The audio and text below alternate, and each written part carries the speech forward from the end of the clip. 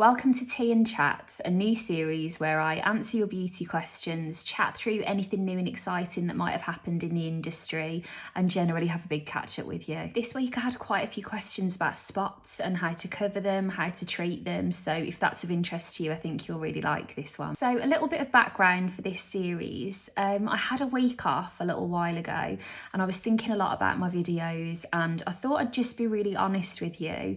I've had loads of lovely feedback recently, in particular from anyone that I found during lockdown, that you miss seeing longer videos from me. But in my personal life, I never really talk about my personal life too much because at the end of the day, my life has no reflection on whether your makeup and skin look and feel good for you. But the reality is I've had a complete change of circumstances in my personal life. I'm caring for an injured family member at the moment. I had quite a lot of care responsibilities before this, but as a result of this now, I just have a very different routine. And so often I'm going back to comments and things and saying, oh, I'll look into that for you and I'll do a video for that. And I just don't have the same hours in the day that I used to have, in particular during lockdown. And I was thinking one of the things I used to love doing was just asking you questions and making videos to respond to them. So I'm going to do exactly that, but just where I might not always have the capability to do a full filming setup, I can have a chat through with you. And this week it worked out perfectly. Loads of the questions were kind of on the same topic. So I'm going to go into a bit of a deep delve about spots and then generally some other things. But hopefully this will be a nice happy medium for us while I'm just dealing with something right now, that we can feel like we've had a big catch up. I'll still be able to do like my shorter videos. I really enjoy doing those as well. But this way you can choose, do you want to sit and have a cup of tea and relax and have a bit of a chat, or do you just want to watch like 60 seconds on how to do your eyeshadow or something? Just a reminder, in case you're new to me, I've been a makeup artist since 2010. I worked as a beauty personal shopper for years, so anything that I recommend is from the perspective of having used it on lots of different clients and people. I'm not just speaking from personal experience. And when it comes to spots, I think that one of the things I would always love to reassure you, it's something I always say to brides or anyone with a big occasion coming up if I'm doing their makeup. Whatever happens with your skin on that morning, there will always be something to reduce it there and then. On one hand, definitely something that is a consideration is that you want your routine that is working for you, day to day, night to night, that you've got those ingredients in your skincare routine that are hopefully helping to improve your skin over time. But at the same time, you might wake up one morning, where has this spot come from? What am I going to do? And we can absolutely target that as well. So there are all different types of concealers. I can see... Sorry, my cat is coming in when he hears my voice. Let me just let him in. There are all different types of concealers and they all do different things. Some people love to use concealer to brighten an area. So for example, if you've got maybe dullness around the eyes, something really light, reflecting and luminous can be really good to add a bit of, freshness to that area. But when it comes to spots, what we want to look for is something that is ideally skin-like in texture or matte. So like an average person's skin, unless they've got great genes and an amazing routine, isn't going to be naturally luminous. It'll probably be more of like a demi-matte. So what we want to look for is something skin-like, something full coverage that isn't going to reflect the light. Because in particular, if it's something that is textured, we want to flatten that and remove any light bouncing off it and just kind of give it the most natural looking finish. So here are some of the things that I'd recommend using. On the high street, the Maybelline Instant Eye Erase Concealer. If I try and zoom in on that for you, bit of a dull day today, so that won't work, but I think you can see the proof in the pudding. I really like this one. Great as well that you have a sponge applicator to dab onto the area. I really recommend that one. Even more affordable would be the Collection Lasting Perfection Concealer. That is very matte, and I would prep your skin well with skincare before that, but that is a very full coverage. I can't find my Infallible concealer, so I bought my foundation in to remind myself. L'Oreal Infallible, very long wearing, very high cover. Again, that is more on the matte side. And they are all examples of things readily available on the high street that I'd recommend. Now then, if you can stretch to it, the IT Cosmetics Bye Bye Under Eye Concealer. To be honest with you, I'm, as you know, the UK and Ireland brand ambassador for IT Cosmetics. I talk about them all the time. So often I will purposefully mention another brand or mix things up a bit just so that I'm not seen to be biased. I never want you to feel like I'm only hammering home the IT Cosmetics, but the reality is that would be my top pick for you. What I love about Bye Bye Under Eye Concealer, this is a completely full coverage concealer. When we used to be on QVC, we used to show this on tattoos and it will cover a tattoo.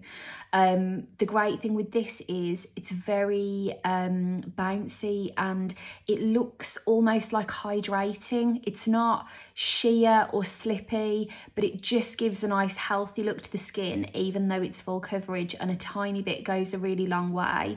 I can't recommend that one enough. You would need, I would say, a brush to apply that with best results, because it's so pigmented. It is very dense and you want to warm it up a little bit and get a thin amount. Love this one. Another one that I absolutely love is the NARS Soft Matte Concealer. Now, one of the things I'm going to come on to with your concealer is that you want to set it in place, whether that's with a powder or a spray. We will touch on that in a moment. The NARS Soft Matte is a little pot concealer that it kind of gives a velvety finish, and you can skip the powder if you want to. Now this is really handy, and look at the little size of it. If you're someone, I'm digressing from spots here, but with redness, by the way, I'm going to do some rosacea filming today, so as much as I'm tempted to show you these concealers, I want to keep my skin fresh for doing some filming, and if I do loads of putting on and taking off, it's just going to exacerbate it. But anyway, with this, you could take this out with you and just pat through where the redness is showing through, and you don't have to conceal and powder because of the finish. It will just dry to a nice natural looking finish and be good. Years ago, Andrew Gallimore was, I don't know what the actual title would have been, but he was something quite senior with NARS. And I remember he did a demo, or maybe it was backstage at Fashion Week or something, but he was saying that he loved using this down the T-zone because you got your coverage, you didn't need to powder it, and it was just like a really natural way to reduce shine in those areas. So another brilliant one. Speaking of touch-ups on the go, I would also alert you to the Clinique Even Better Concealer, because you have a little touch-up applicator on the go. Now, Even Better, you'll remember seeing me use the foundation from this family that's in an egg-shaped bottle. The ingredients in Even Better are designed to work really well with blemish-prone skin. So not only are you getting that instant coverage, and again, handy for on the go to just tap, and you're not getting any product all over your makeup bag or anything like that, but the ingredients in here are working in harmony to try and reduce the appearance of any aggressive spots. Again, on a separate note, I know we're talking about spots, but this will work for redness and spots. Daniel Sandler has just brought out an anti-redness concealer. This is going to sit in the same family as his anti-redness primer, which again, I know I've shown you before, I really recommend. One thing I will say about Daniel Sandler is that he really is like the authority in these really sheer consistencies that give you a lovely wash of pigment that aren't heavy. And this little green concealer is so thin, I'm going to film a video to show you it in full. It's so lightweight that you could put a little layer of it on the spot before your concealer or on your redness. It's not going to be heavy, but it will really help to take down any high colour. So another one to keep in mind if you're dealing with very angry spots a lot of the time. So Emma, you had written, I want tips on covering a spot, and not like a little spot. You wrote a real life, what was it? Not little blemishes, real life big spots. So this is what we're going to do. In the case of one of those spots, I want you to go around the area of the spot with your concealer. Now, ideally, if you can, I want you to use 2 different shapes of brush. A flat brush or your finger, whatever you want to use, is really good for packing product on, and you're either going to swipe this on or pat it on with a really soft touch. The harder you press, the more you're just going to move product around rather than actually like pressing it into the skin. A soft touch to swipe the product on is going to be perfect. I'm using my little mole there as my little guide. So perfect, actually. If that was the spot, I would literally be going all around this kind of area. Then with a fluffy brush, you're going to avoid the raised bit altogether. Don't go anywhere near it. We don't want to touch it. We're just going to leave that as it is. With your fluffy end, you would then soften the edge of where all of that like strong concealer has gone, so that you're blurring it out into the rest of the skin, but you're not touching here.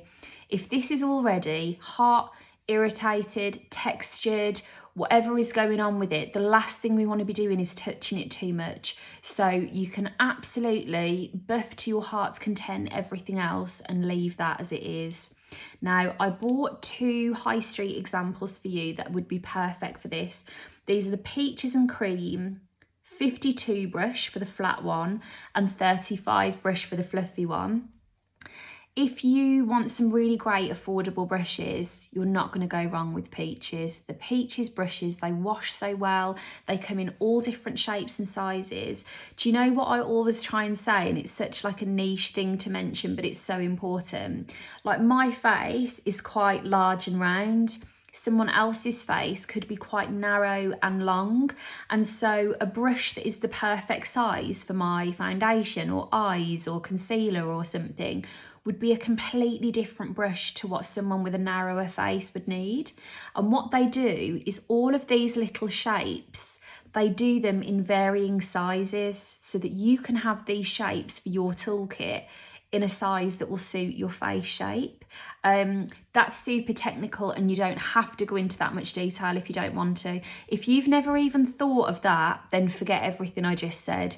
But if you're someone that finds you've got a rounder face and it takes longer to get your makeup on because your brush is too small, or you've got a more narrow face and like all of a sudden you're smothered in makeup because your brush is too big, you're going to love the Peaches brush selection. My God, this chat video, you're going to rue the day you ever asked me for these longer videos because there'll be no shutting me up. We're already on 17 minutes. Again, I'm just saying IT Cosmetics do happen to have taken care of all the hard work. If you can stretch to it, the IT Cosmetics concealer brush is double-ended and already has these 2 shapes. You've got your flat end here. You've got your rounded end here. There is a handy lid for each of those as well if you wanted to put it in your makeup bag.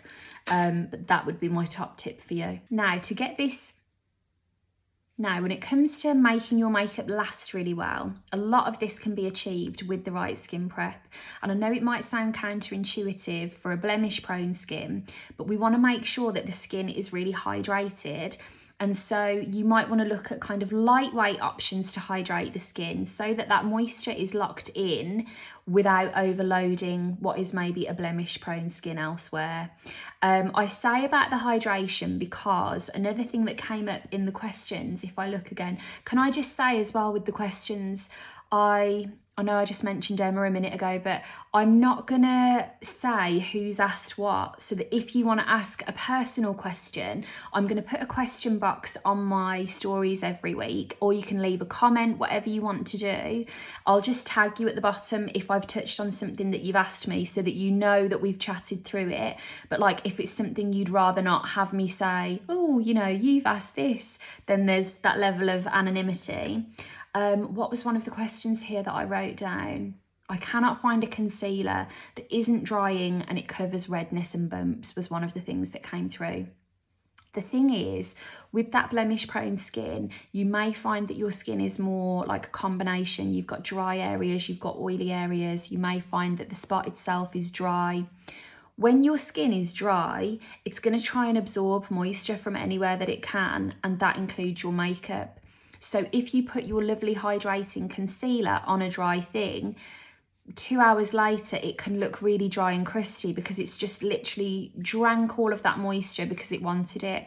So if you put a layer of hydration between your skin and the makeup item, it can feast on that and ideally leave your makeup alone.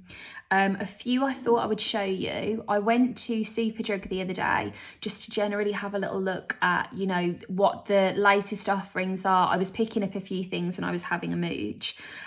First of all, one that you'll see me, I actually filmed a part of a bigger campaign with Garnier yesterday. So when you see this come up, I am involved in a project with them.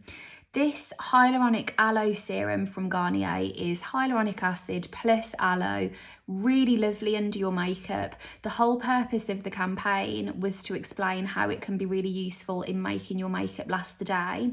But ultimately, this is a lovely lightweight hyaluronic acid serum that is going to retain moisture, mean that you have this lovely even canvas for your makeup and help to keep things in place all day. You don't have to use it with makeup. You could just use it as a skincare step twice a day.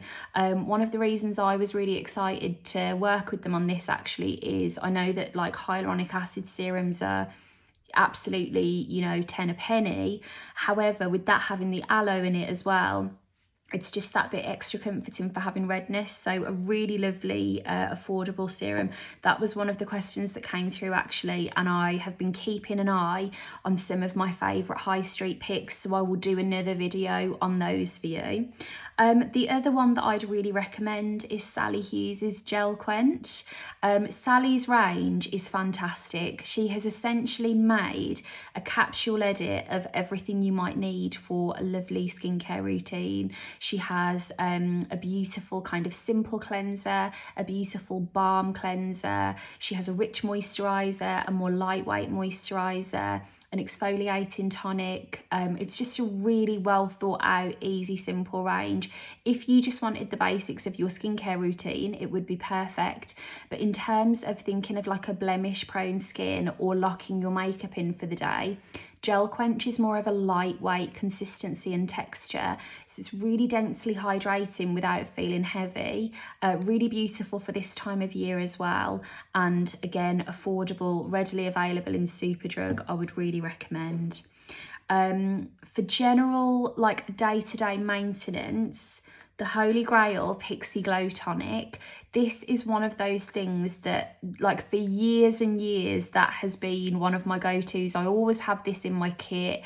I'll be honest with you, since I was diagnosed with rosacea, I'm really limited now with the actives that I use on my skin, so I don't personally use this super often. I can still use it, but I wouldn't be able to use it like on a daily basis or anything like that.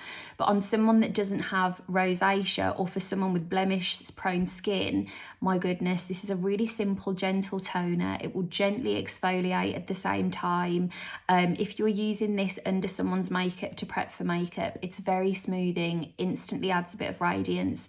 It's one of those things that I think so often we expect these wow results. Like we're so used to TikTok and all of this glam. It's not something that the minute you put it on, you're going to be like, oh my God, it's changed my life. I mean, nothing is really, is it? Let's be honest. But when you will notice what Glow Tonic is doing for your skin is the day that you forget to use it. And you'll think, gosh, something's like missing today, or my makeup didn't sit as well, my skin didn't feel as nice. It's a real slow burn that actually is doing this huge job. But that's really one that I would recommend for smoothing out a blemish prone skin. And then I just wanted to show you a couple of other things. In fact, I'll do it in the right order. How haven't I come to this yet? I literally never shut up about this. The Murad Oil and Pore Control Mattifier. I am so lucky that I get to try lots of different things for my job. And again, I try them on myself. I have friends and family give me feedback. I try them on clients. This is one of the things that I always have in my makeup kit, and I'd feel anxious if it wasn't. I wouldn't put myself in a position where this wasn't in my makeup kit. I don't use this every day because I'm not particularly oily, but if I wanted my makeup to last all day, or I was working on someone with an oily skin, I would always use this. It's a mattifying primer, and it just takes down shine, really reduces texture. And if you're someone that either wants a smoother finish to your complexion, or you are really oil prone and your makeup slips and slides, this is going to be the fail-safe. I was laughing about this. I went to Selfridges in Manchester on Saturday, just gone, and I was saying I always talk about this.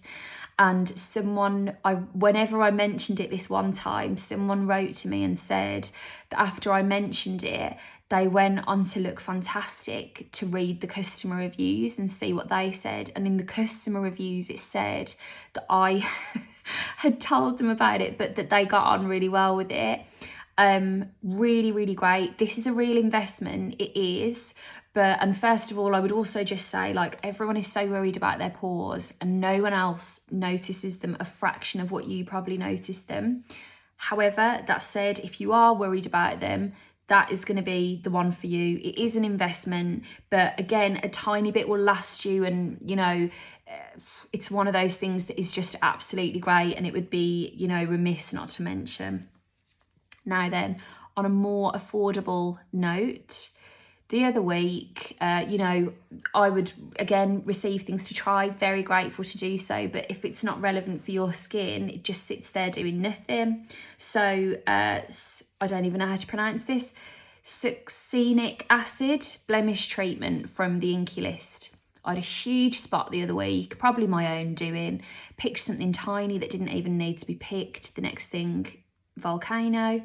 So I decided to give that a go.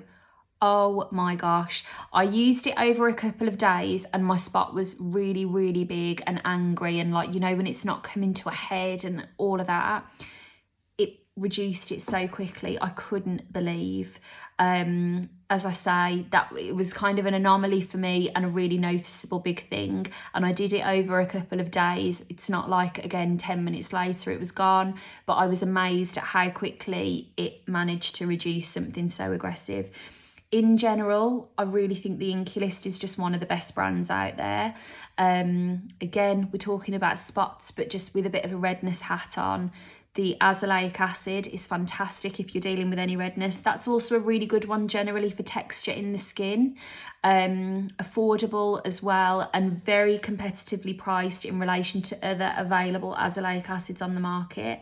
But you could get a whole routine from the Inkey List that would give you really great skin and would be as effective as some of the far more expensive counterparts. Now, another thing that came up that isn't necessarily to do with spots, but I just thought while I am talking through coverage, questions came up about covering melasma and covering broken capillaries and treating those.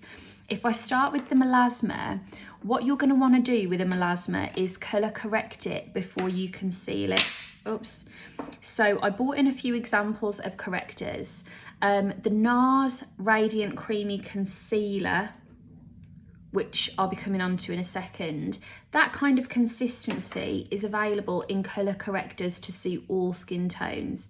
Now, I've got a peachy tone here that would be really good for kind of blue under eyes, but whatever your skin tone, complexion, skin need that you're trying to kind of colour correct, they will have a corrector to match for you. Something like that, you could press onto the affected area first to neutralise the high colour, and then press your concealer on top. That would be a really good step.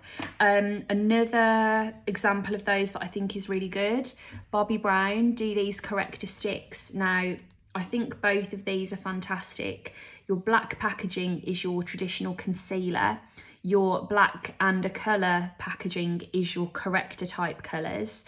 Again, you could use, depending on the colour that you chose, your corrector on its own. You could use it underneath and then follow up with your concealer. Both of those are really portable, so handbag friendly. I mean, there it is next to my finger. That is not going to take up a lot of room in your bag, but it's the kind of thing that if things are going to show through, you can be patting along. Because this brings me to my next point. Whatever concealer you use, First of all, you want to set it in place. And second of all, you want to be mindful that you might need to top it up through the day. I think one of the biggest myths with makeup is that you're going to leave the house and it will be flawless all day with no intervention whatsoever. That is highly unlikely.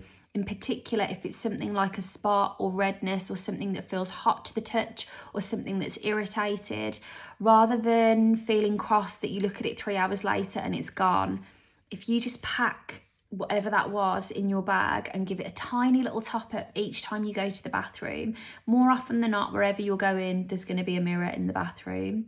And that is going to be the difference between your makeup staying completely flawless all day or you looking at it and feeling disappointed as the day goes on. By all means, once you've experimented and found what works for you, you could get that long wear. But like for me personally, I do need coverage in certain areas, but I don't want to look like I've got loads on. And the happy medium is to wear as little as I can get away with and then just touch up as and when if I need to. Things that I would really recommend for touching up: Peaches and Cream translucent setting powder. Really, really great, affordable, does the job. I want you to press gently with your soft brush. Again, if you've got your raised area and you're going to rub with your powder, you're going to lift off that coverage. We just want to press really gently over it and that will do the job. Back to waxing lyrical about It Cosmetics, but the reality is, if you were to look in my bag at any given point, I've got Bye Bye Pores in there. In particular for topping up through the day, Bye Bye Pores is the It Cosmetics translucent setting powder. It's been formulated with silk instead of talc, so it's not going to dry the skin out. I find that you can layer and layer it and it doesn't look cakey. Very nice as well for around the eye area, because the last thing you're going to want around the eye area is that dry feel or finish, but it will lock everything into place without kind of sucking out all of the glow or the juiciness. Very lightweight as well. Love that one. If you were to use a spray, I thought I would mention, I've been meaning to show you that there is an alcohol-free version of Max Fix Plus. Really good to know. I know that lots of people with sensitivity will ask me, for alcohol-free recommendations. It's nice to have that as an option.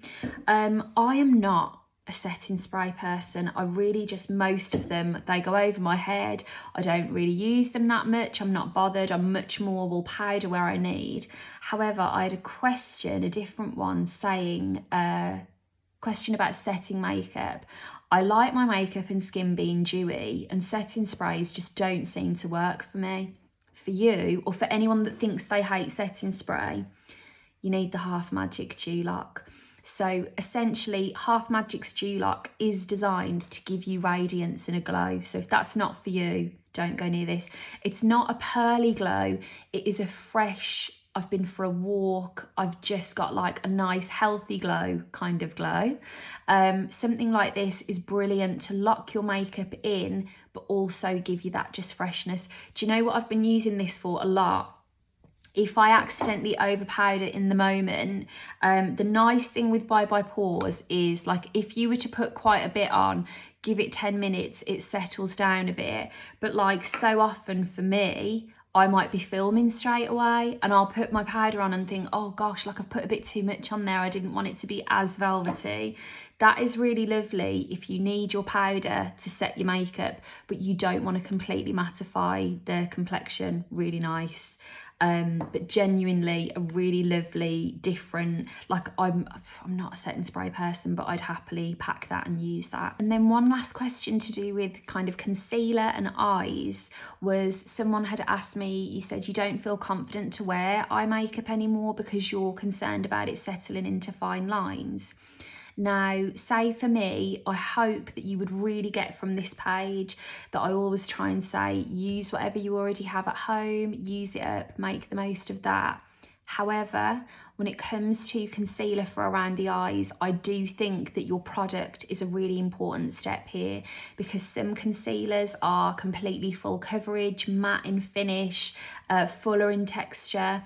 What you really want for around the eye area is something hydrating, something that is designed to look fresher, not be too velvety, and something as well, again, our faces naturally move. Like, I find at the end of the day, I've got an expression line somewhere here, and by the end of the day I get makeup gathering in there, but it's just like, I don't know, I can't see like there how my skin moves.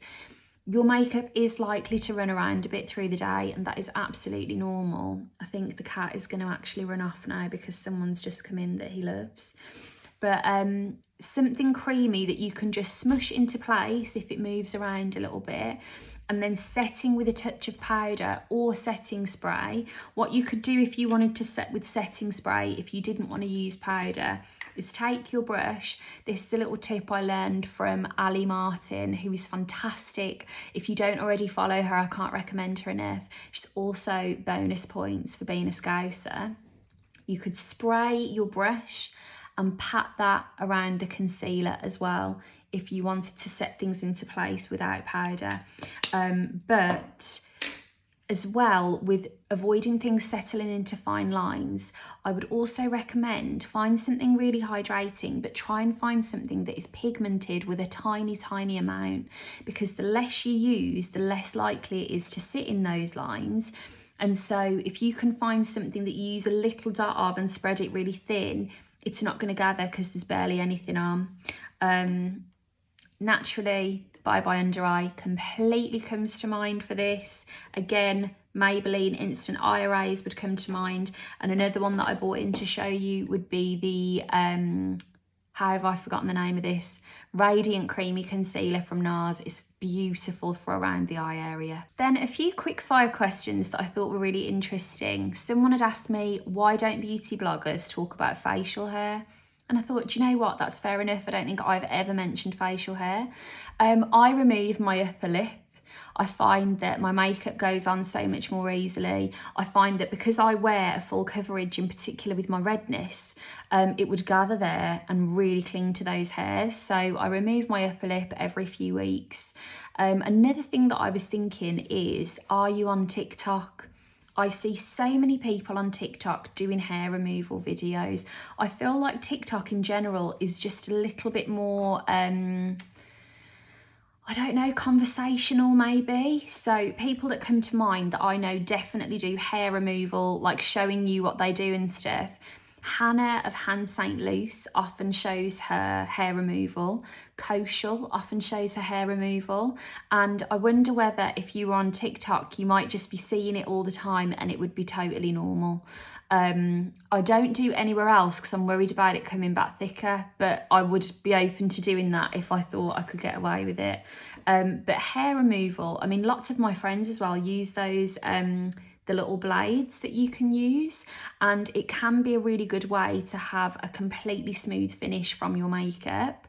But I'm just going to hold my hands up and say I am not educated enough about the regrowth process and how to manage that. That's why I haven't ventured into it more than to remove my upper lip.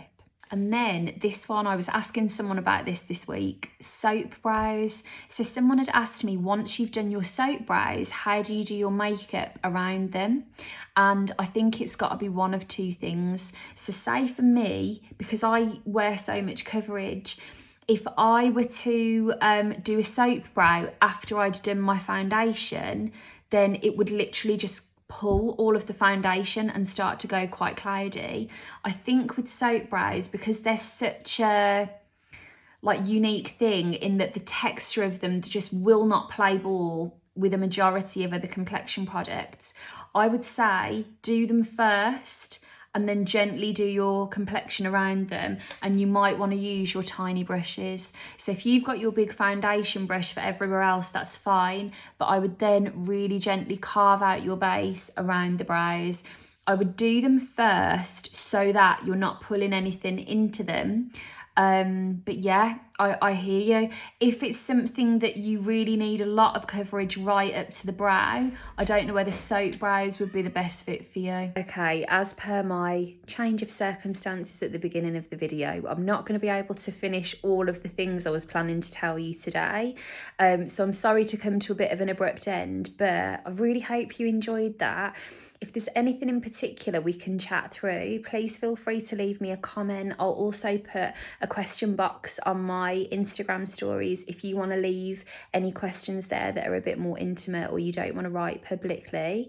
But I really hope you'll come back for more tea and chats. I'm really looking forward to this actually, because so often, like in particular, if I'm researching topics for my column, I come across really great things and they might not be necessarily appropriate for my skin, but they'll be brilliant for someone else. So hopefully this will be a way to touch all of those bases. But thank you so much for watching. I'll see you soon and take great care.